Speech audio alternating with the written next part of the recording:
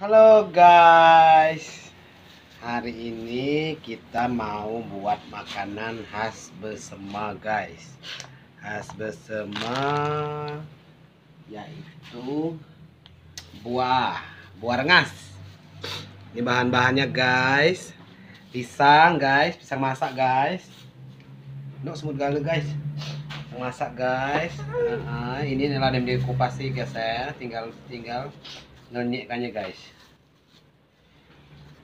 Terus gandum tepung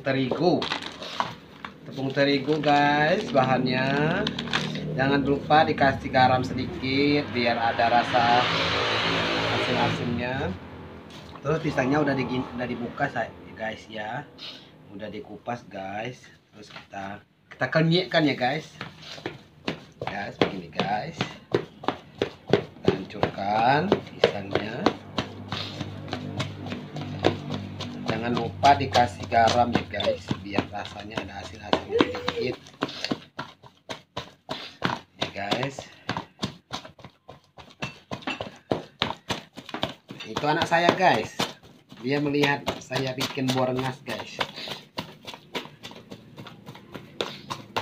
Nah guys, udah dikenyekkan ya guys, udah dihancurkan pisangnya. Sebenarnya pisangnya yang udah matang guys, udah buruk kulit ya guys, udah buruk kulit biar ya itu pisangnya itu lembut. Yang udah matang, udah seperti ini guys.